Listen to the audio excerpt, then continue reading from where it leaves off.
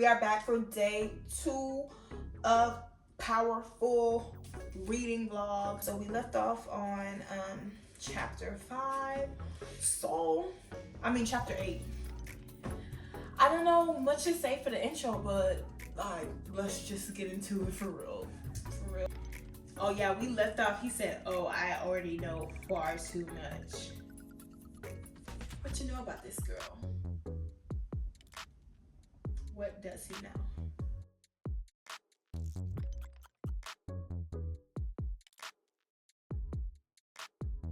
She's seeing his bare chest. He tried on the uniform. I guess something's not right, or he doesn't have it on right.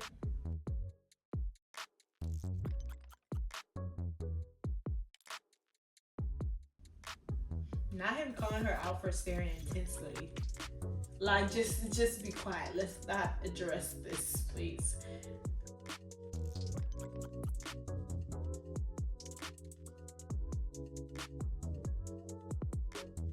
OMG. I'm acutely aware that we are sharing the same air as I reach up to fasten the mask over his eyes and nose. The feel of his gaze roaming over my face has my palms growing sweaty. Mom spaghetti. Sorry. But I continue my admiration of his own features, following the curve of his cheekbones beneath the mask, the straight bridge of his nose in the center. When my gaze glides over the scar decorating his lips, I'm forced to fight the urge to run my finger over it. Girl, take it. Hands to yourself. Lady, step back. Girl, y'all obviously attracted to each other. Stop playing. She said, I gained the strength to take a step away from him.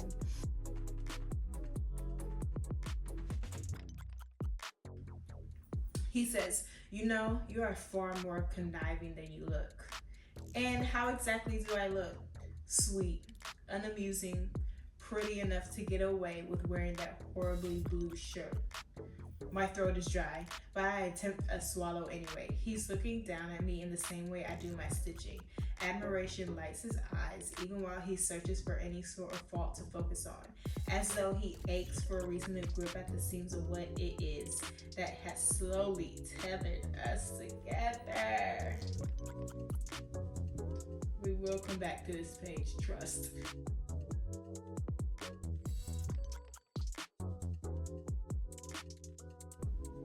He makes me happy for an ever absurdly odd reason. He's not exactly a ray of sunshine, but perhaps something equivalent to a moonbeam, mysterious and unnerving, equally as beautiful, yet soft enough to stare at.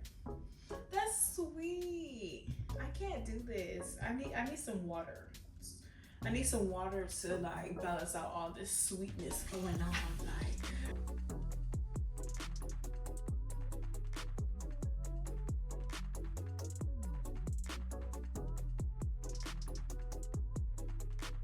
so Adina, she's a seamstress, right? And she sells clothes. And one of the men who are like, you know, basically just looking around and seeing what she has is one of the men. Or what? Anyways, this man was part of the group that was like harassing her the other day that made her run back to Mac's place. Ew, he said, hello, pretty. You're even nicer to look at in the daytime. Where's Mac? Mac, come here, please.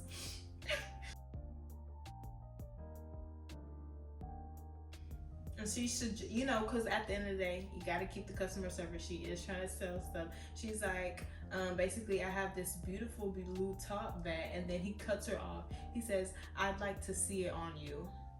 Well, off of you, actually.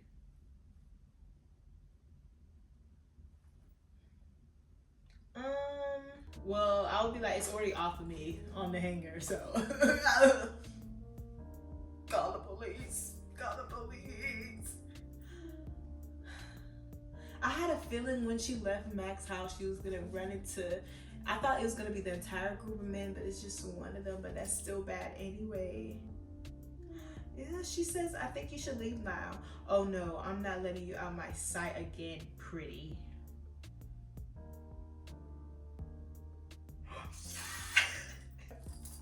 Mac is here. Mac is saving the day. The man's face is suddenly shoved against the grimy wall beside me while the length of Mac's arm presses against the back of his neck. He's handling business. Ow. Oh, the man shining lines say, I didn't recognize her. Okay. We both know why that's a lie, literally. And then he's grabbing the man by the collar to roughly turn him around, shoving his back against the wall. He sputters, forcing Mac to speak over him. Dina, I think you should do the honors. With a sigh, he reaches out a hand to close around my arm, jacking me toward him against my will. Come on, this is part of your training. And he says, think of what he would try to do to pay. She's gonna kill this man.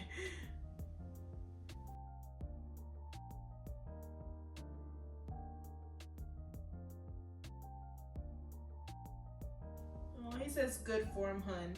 Maybe you have learned something. I can't deal with these nicknames and pet names. Like, just get on one knee and propose.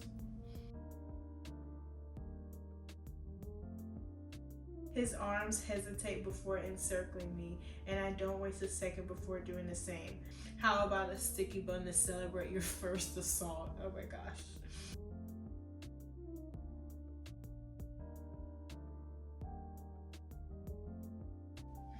An Imperial just showed up and he says, I am here to escort you to the castle. You have been summoned as a seamstress on behalf of a purging trials contestant. Oh yeah, this is when paid. Okay, yeah, period.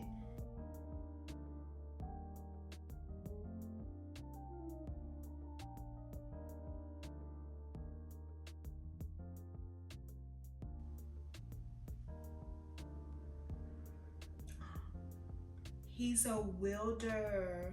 So right now they think the prince of the kingdom, Kai Azar, is the only person who can wield, or like a wielder, which basically means like if someone's close enough to you, you can take their power, you wield their power, right? They think he's the only one, but actually Mac is one. So he wasn't able, he's not a phaser. He just wielded Adina's power to make him seem like a phaser. And now he's upset because the Imperial just told her, hey, it's time to come to the castle. Peyton, needs you as a seamstress. And he's like, no, like, we have to go together because I need to wield your power.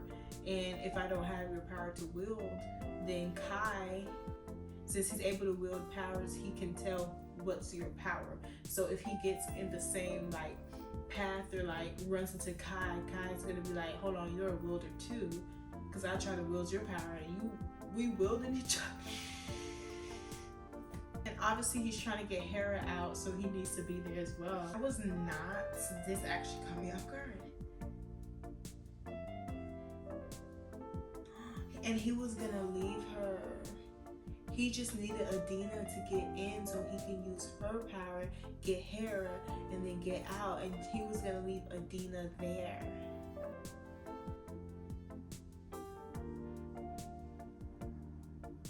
Which I knew that's why the whole time. There's no other way.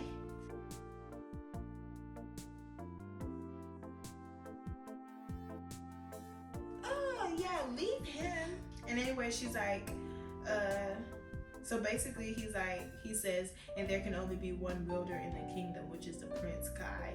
And she says, you lied to me, you used me. And he gonna say, Hera is all I have left. And she says, you had me. You had me, and I would have kept your secret. You have no idea what I'm willing to do for the people I care about, but you lied. At least I have had the decency. At least I had the decency to say goodbye. He was really finna leave her there.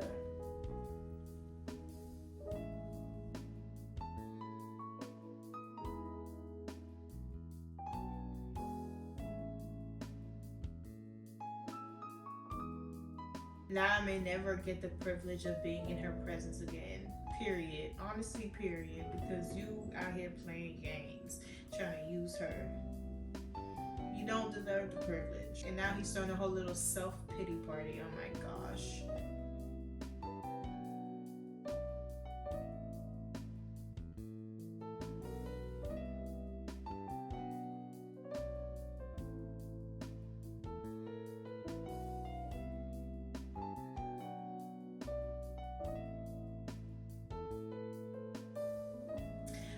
like this whole pity party, like boo. Like if you wanted her, you would. If you really wanted to, you would. If you really wanted her. He says, because I'll never be able to have her, never be able to bottle her brightness, stow away her smiles, because I don't deserve her. And I've known that since the day I saw her with that god awful blue shirt. And why he acting like he a fashion icon? Boy, you not that boy. He's so annoying. I never imagined it would be this difficult to leave, because now there is her and every moment after. I had never known happiness before her, but if there is to be an after in which she doesn't exist, I know I never will again. He's annoying.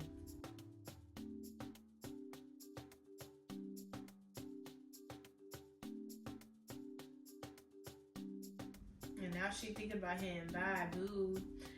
On to the next. You got a dress to make for Peyton. Come on.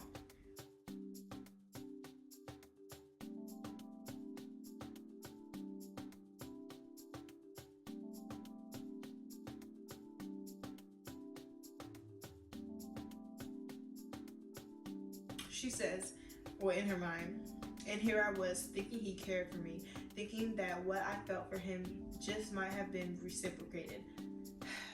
But it's Hera he wants more than me. Hera he's willing to risk everything for, and that's okay. Let him do that, okay? Bye. Bye. Bye.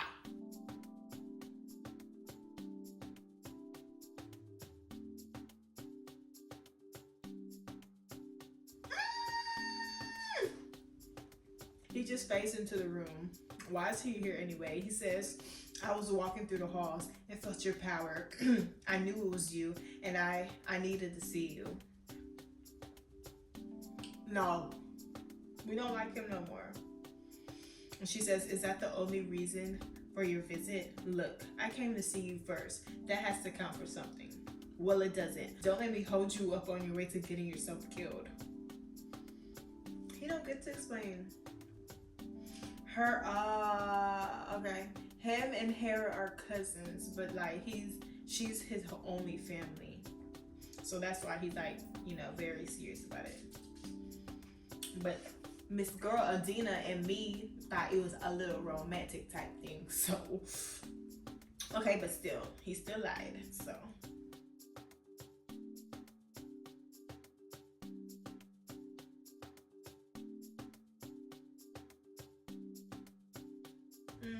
He says, Hera's family, but you're the embodiment of everything I am not. And yet here I am crawling back to you as though I've left a piece of myself behind. And it scares the ish out of me. Good. You need to be scared. Be scared. Tremble right now. Shake right now.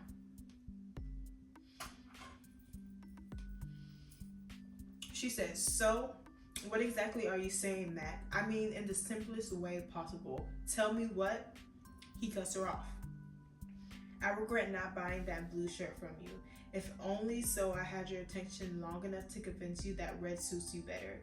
I regret not telling you how much I liked it when you blow those bangs out of your eyes, or the way you clap after finishing a row of stitches. I regret smothering every smile you made me want to give you. And I regret not telling you the truth, but most of all, not saying goodbye.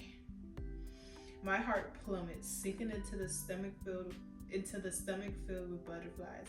I can't say a thing, can't move an inch, and he leans towards me and footsteps echo from the hallway. Ooh, good.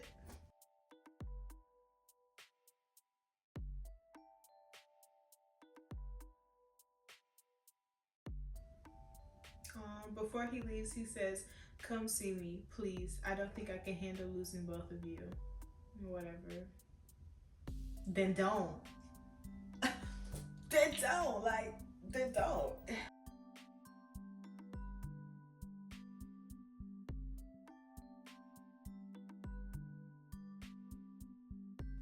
And now Kai's in the room, boy. He came to the room to match with Peyton.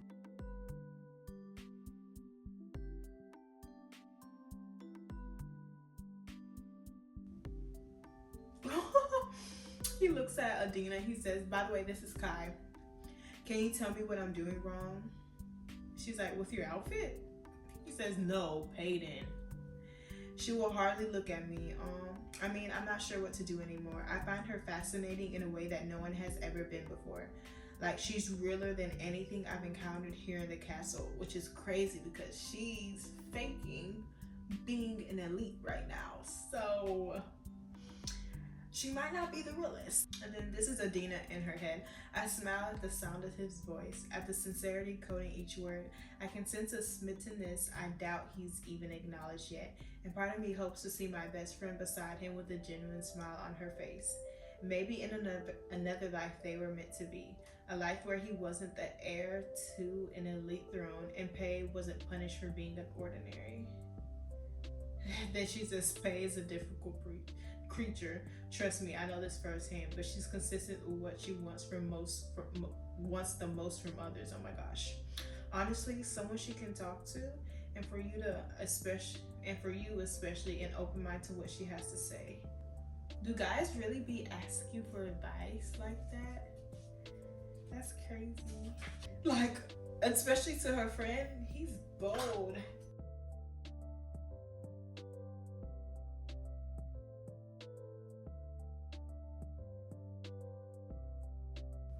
And now he's feeling bad. This is back to Matt. Since he went to see Adina instead of Hera, now he's feeling bad. And he's saying he missed his chance to save Hera. And now he feels guilty. Guilty by Taylor? Ooh, you got me G-U-I-L-T-Y. Okay, anyways.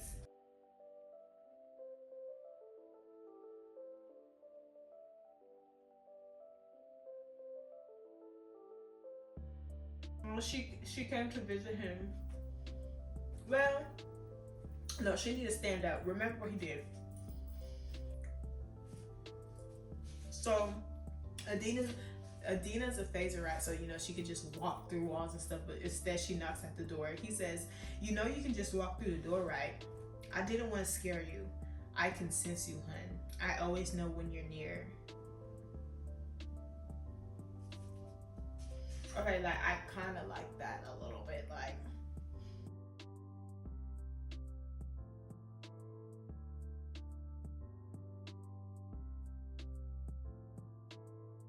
She's nestled close to my side, suddenly blissfully unaware of her surroundings when she's in my presence. They be saying that, like a lot of women say that, like when like the guy's the one, like your nervous system is just so calm and like you're just kind of in like an autopilot mode and letting him do that. That's cute. And then she just reminded him like about the how he promised to stay a night at hers.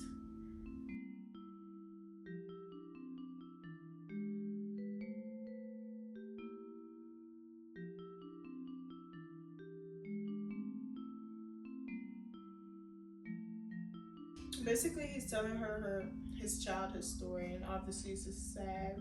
It says she listens intently, head tilted, eyes wide, elbows on her knees, and face in her palms. It's endearing at least, adorable at most.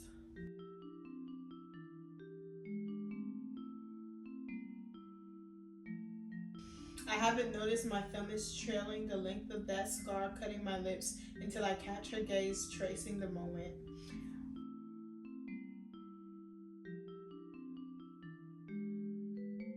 So his parents already didn't want kids, and then on top of that, his power is a wielder, and the king only wants his son to be a wielder. So it's like now his parents are like, now he's like double unwanted, because it's like the power that he has is unwanted from like obviously if you're not the prince or anything, and then his parents already don't want him, and he says especially his father.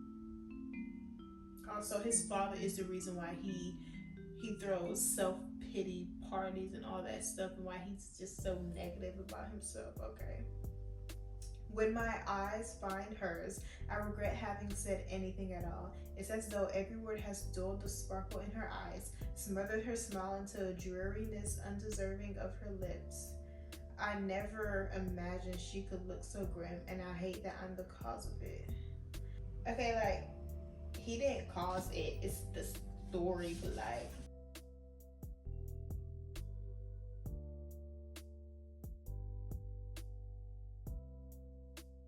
oh, that's how he got the scar on his lip. Oh, his father was so mean, and he ran away with Hera because his father was like, "I'm gonna sell you to the king."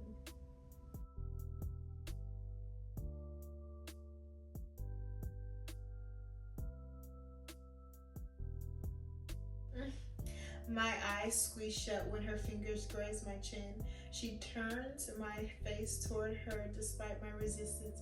Her palm is soft against my cheek, foreign in its comfort, but when her thumb brushes my scar, I finally meet her gaze, and she whispers, "He stole your smile. No wonder you didn't have one to give me." Why do I feel emotional? Regret rams into me once again. Her words a reminder of every missed opportunity to make her smile with one of my own. "I'll find one," I murmur. "Steal it back if I must, for you." Her lips lift, eyes shining with tears, and I'll cherish it. Oh my gosh. Her thumb is warm against my skin as it continues to trace the scar, creating new memories to associate with it. Like, this is not a sad book at all, but like, it's just so sweet. Oh, and then she's just like affirming him, like, you know, basically saying the opposite of all the terrible things his father told him. Oh, he finally tells her his full name. He says, oh my gosh, he's funny. He says, "This may come as a shock to you, but I can be a bit blunt at times. Self-awareness is the first step to change." Oh, I'm not planning on changing. I was just assuring that you knew this was a reoccurring thing. Real.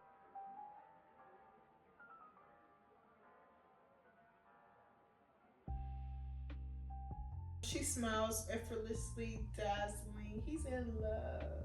Oh. And then I take a slow breath, allowing myself something that I haven't had any desire to do before meeting her. And terrifyingly, it comes easily. I smile.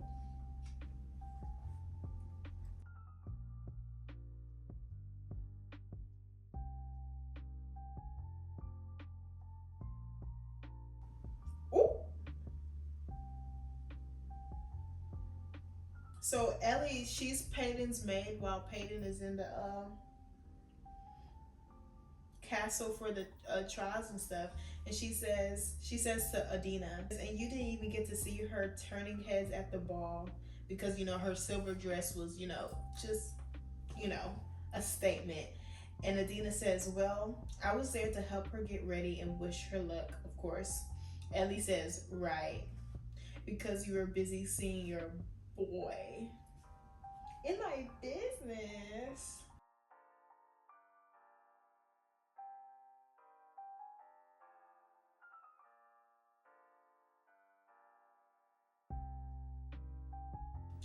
She says, falling in her head, of course. "Falling is not what I do. No, I trip into love, unable to slow down long enough to question these feelings or the person I've dumped them on. But I've liked boys in the past, and nothing compares to how easily I'm tripping into this one." Well, stand up.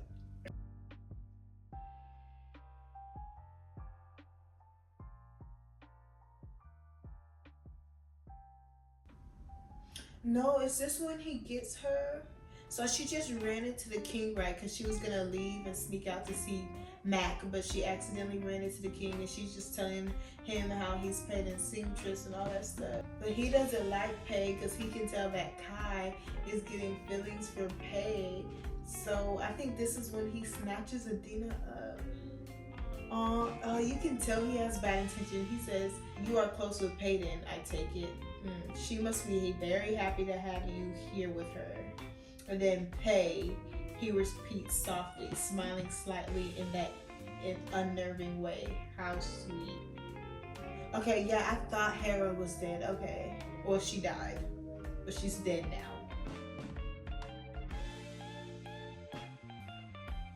And then They finally end the conversation. He says, "Oh, I'm sure we will be meeting again, Adina." Why we gotta put Adina into this? She has a love life.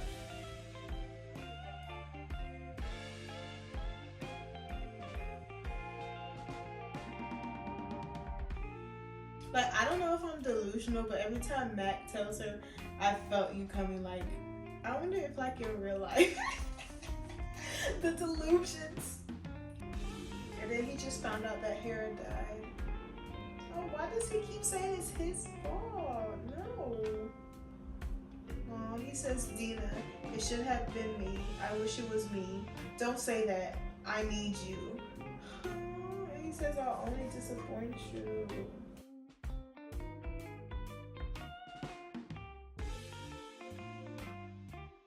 Over the next several days, it was a personal goal of mine to see Max smile.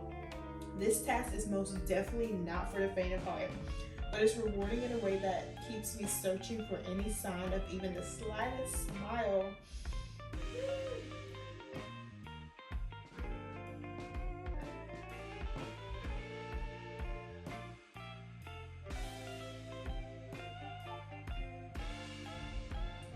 So they're in the alley together and she's teaching him how to skip, or at least practicing. He says, "Well, you are all giggles and perpetual happiness with your bows and other frilly things." And she says, "And do you like that about me?" He says, "Among several other things."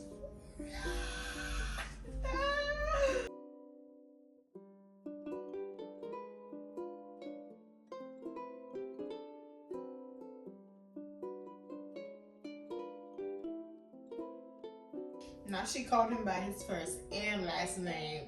Period.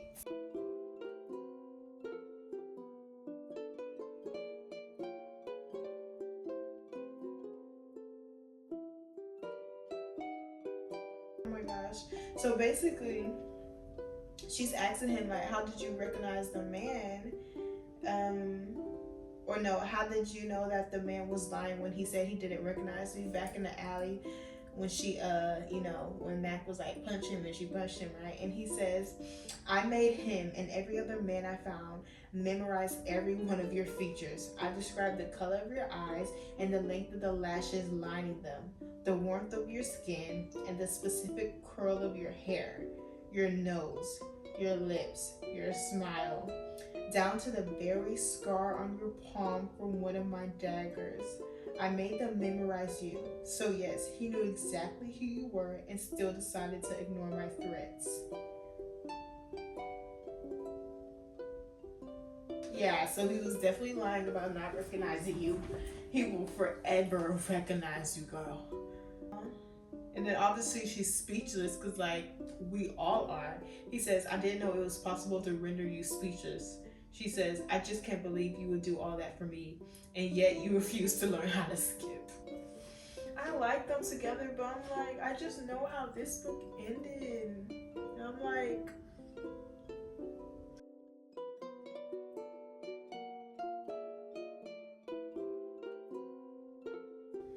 she flashes one of those smiles at me, the type that makes it hard to look away.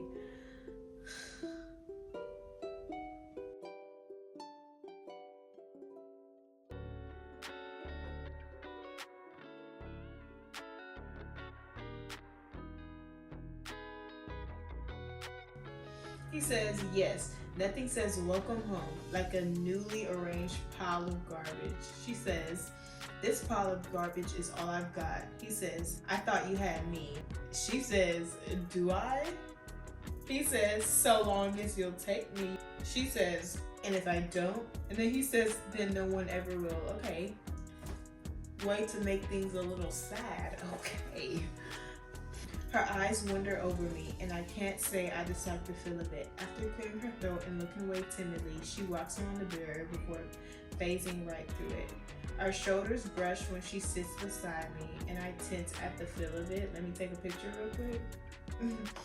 Not because I don't want her, but because I'm so unused to someone wanting me, choosing me, finding me worth the effort.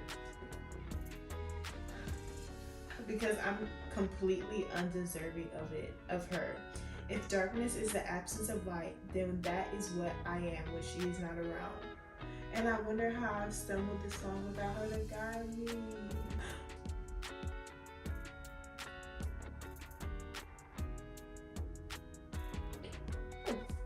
Anyways, let's continue reading.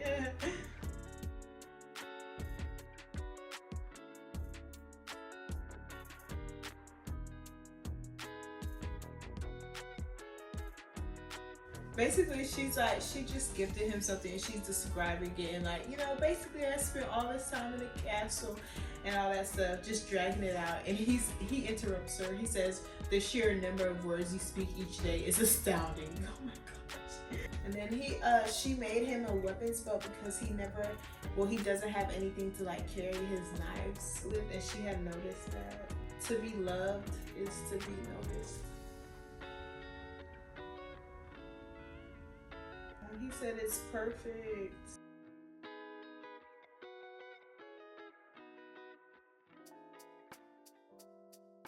He says, this may be the only thing anyone has ever gotten me, but I'm quite certain nothing could be better. Aww.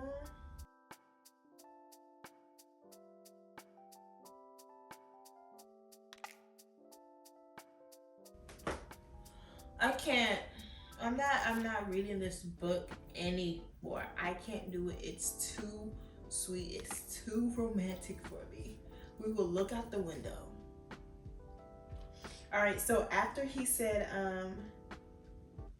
basically, this is perfect, she says, the next gift will have to be even more spectacular. He says, oh, there will be no more gifts. And why not? I lean in, watching her eyes widen at my sudden closeness, because I know how distraught you will be when nothing can compare to this. She twists a loose curl around her finger, an absent-minded action I catch her doing often. We will see about that, Dina, I say softly, though it causes her head to whip up violently. Thank you. Her smile is sad. I'm sorry that I'm the first to give you a gift. I'm not. The words fall quickly from my lips. I would have waited another 19 years if it meant you were the first good memory I was gifted. And she says, but you deserve more than a good memory. Then it's a good thing I'm planning on keeping you around. I would like that very much, Mag. Oh my gosh. Like, I just really I feel like this is definitely more like romance and fantasy. Like, this one was more romantasy, but like, obviously they're fighting for their lives in this book, but this one is just more so romance. And like, I don't know, I'm enjoying it. I honestly, when I first started reading, I did not get any romance books. I'm like, I'm not doing romance, anti-romance. Sorry, I'm an anti-romantic. I'm still like, I don't want to say I'm an anti-romantic. I'm more so an anti-romantic for myself. I just be like, you know what, Jalen? No, it's bad. Like, when I have a crush, I'm like, get rid of it immediately. But like, reading books and stuff, like, it's kind of like cute. Like, romance is cute, but it don't be like this in real life. But it's so cute, and I love romance and love for other people. But for me, I'm like, ew, get rid of it.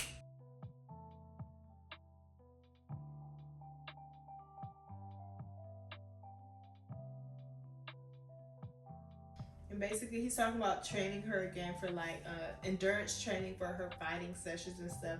And he says, maybe I'll make you run down the street a few times, maybe dodge a couple of children. That'll wear you out enough to lessen your word count in the evening. Well, maybe my word count and I should go elsewhere if we're unappreciated.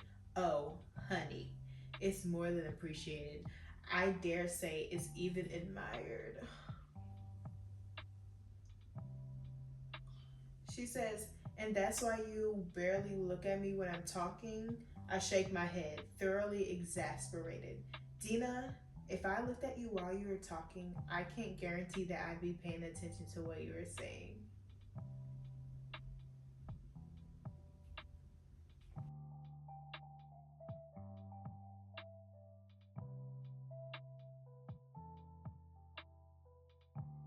Okay, so basically, like, she's like laying underneath like a whole bunch of a pile of cloth and stuff, and she made him get under, And basically, now we have her body wiggles closer to mine, pressing a bare shoulder against my thinly clothed one.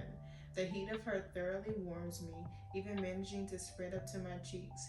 She feels suddenly delicate beside me, and the urge to wrap a protective arm around her is difficult to shake.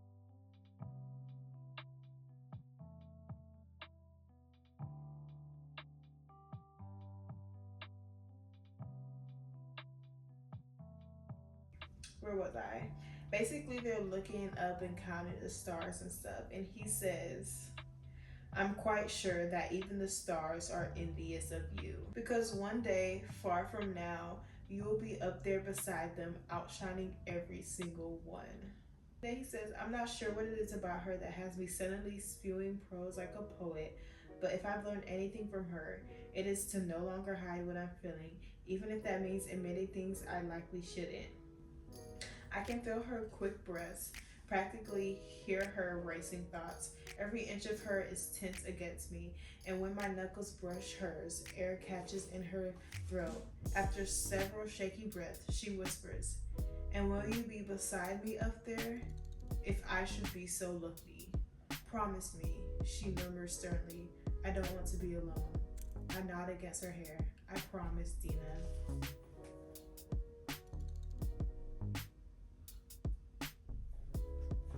So this is what I've read today. What time is it? I'm supposed to stop in about 5 minutes. But anyways, read 80 pages today. I hope you guys enjoyed this video, and I hope you guys look forward to seeing next week's video. And yeah, I hope you guys just like the content. Give me book recommendations. I actually have so many books I need to read, so I probably should not take any book recommendations. But if I do happen to have the book that you recommend, I'll make sure to do a little reading vlog. So yeah,